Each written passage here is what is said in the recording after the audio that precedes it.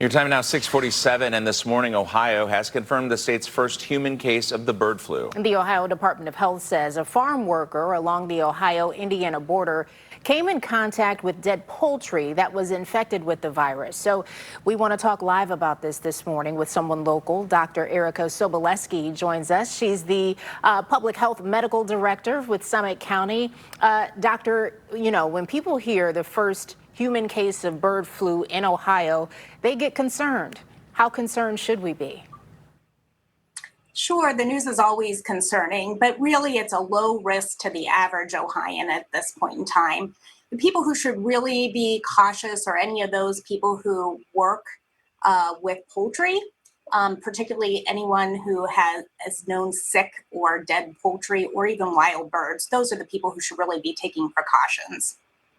Okay, so you just talked about that a little bit about dead birds. So what should people do if they spot a sick or a dead bird? So they're always welcome to call the health department for any education on what to do. The Ohio Department of Natural Resources is a good resource for wild birds if they contact any dead birds, or if it's poultry, the Ohio Department of Agriculture.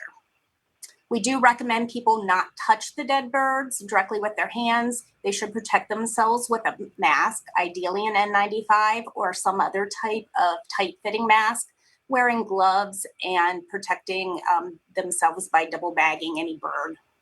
On a broader level, what's being done to get this under control? We've been monitoring bird flu for years, for decades, actually. So there's been in the background surveillance of all these illnesses that have been occurring, of course, since the beginning of in January of 2024. We've had these at least one dairy herd and numerous poultry flocks within Ohio testing positive. So certainly we're monitoring milk supply, monitoring poultry flocks, and keeping a close eye.